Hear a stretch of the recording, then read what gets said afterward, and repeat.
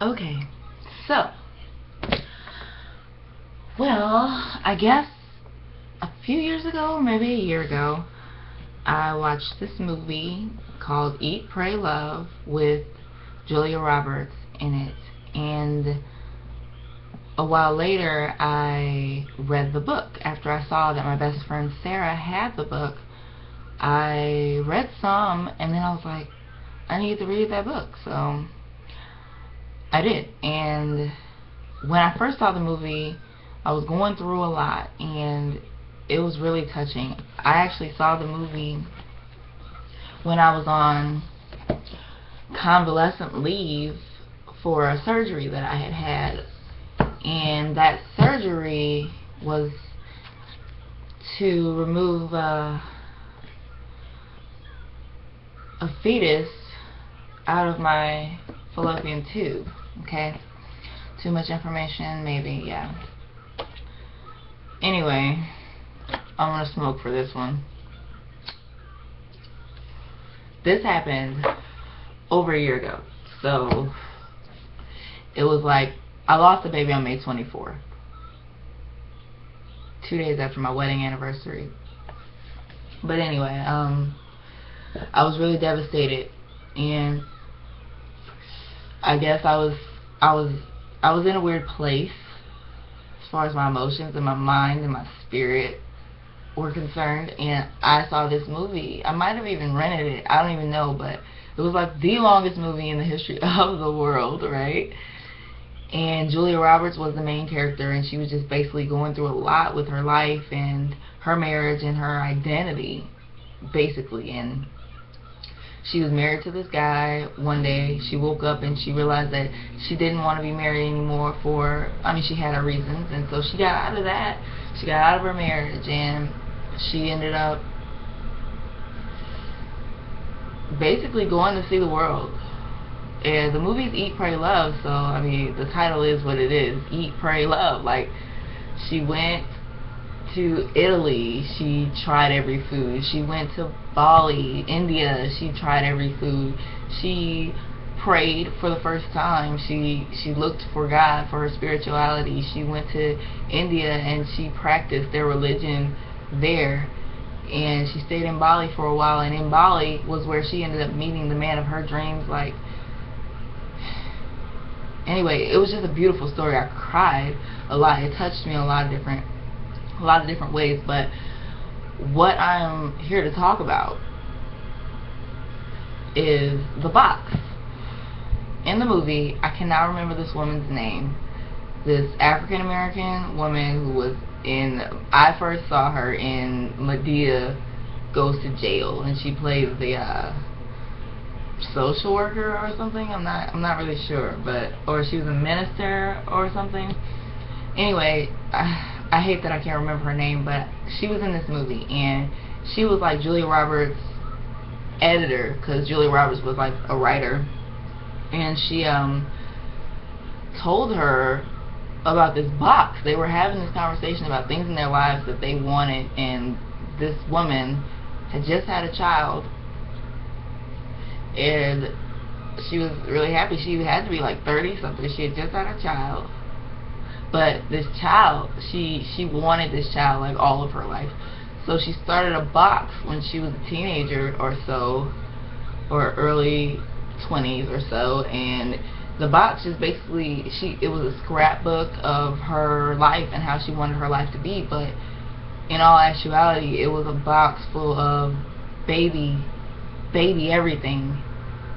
So after I lost my baby, I had already bought a lot of things, and me being who I am, I am that girl. I'm the one that wants children more than anything in this world. Like, I feel like my purpose on this earth is to be a mother, and I am eager to become a mother, and I am working through some issues with my spirituality, because after that happened to me, after I tried so hard and I lost it, it kind of twisted me up inside, in a way that I can't really explain. But I started a box.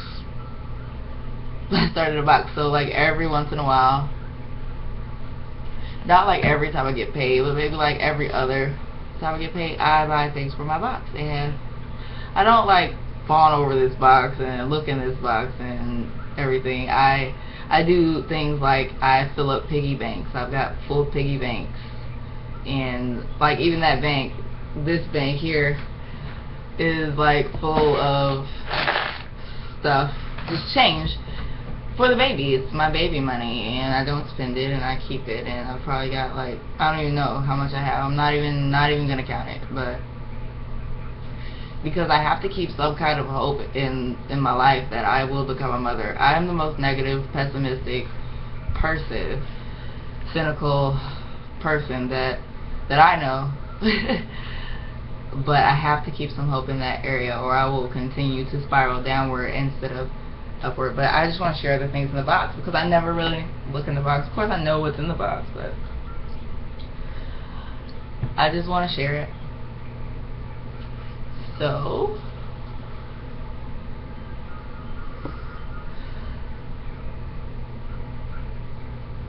I'm not gonna get emotional.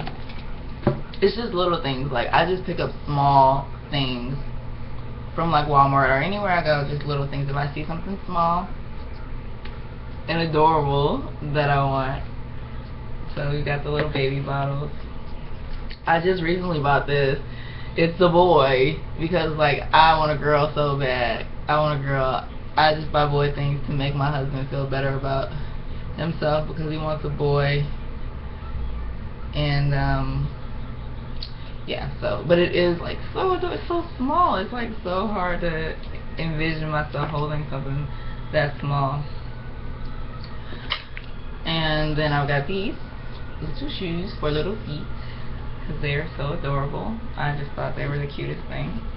Then I've got the socks. I actually bought these when I was pregnant, so I was excited. Then I've got the onesies, the white onesies, and the towels because I didn't know if I was having a girl or a boy. I've got these pacifiers, just the regular white ones, and then I've got the pink ones for my little girl because I need to have a little girl so bad. And actually I was pregnant around Mother's Day, and that's why I actually bought myself some things because it was Mother's Day and I was like, I am a mother. So the comb and the brush. But it's so funny, this is an empty piggy bank. So sad. I went to church with my friend Denise. Oh, here's one full of pennies. It's like broken. It's like broken, but it's got pennies in it. I've got a bunch of banks around the house, like it's just not even funny. But I went to church with my friend Denise, and it was Mother's Day this year, and they were giving out like pink roses. Well, I guess they weren't all pink, but they were giving out roses to all the mothers. And her daughter, Caitlin, so adorable, she's sweet, gave me a rose. Because I'm an almost mother. Oh my god, I had such a hard time not crying because it was like I was sitting there and I was just like, oh my god, I'm gonna cry. I was just like, my eyes are full of water and I'm just, you know, not blinking because I don't want any tears to fall. I don't want anybody to see me cry. So then Denise is sitting next to me and she got her hand on my back, like rubbing my back, like, oh my god, don't do that, I'm gonna cry. So Caitlin kept telling me, you know, you and Frankie was there, that you're almost mothers, you're not mothers yet, but you're still going to get a rose. And she called this little girl over, and she was like, give her a rose, she needs a rose, we need 2 more roses, we need a rose for Frankie, and we need a rose for Kristen. And she gave me a rose, and I was just like, thank you, and I was really emotional about that, but kids are just great, man. It's just that faith right there, that hope and that faith and that just innocence right there. It's just telling me that you're gonna be a mother. It just made me believe it even more. So anyway, I just wanted to share that box with you. And yeah, it's a pretty box too. It's like, I got it from Big Lots. I saw it and it's almost full. It's so small, so I have to get a bigger box and just keep getting boxes and keep buying myself stuff. So anyway, that's that. That's the box.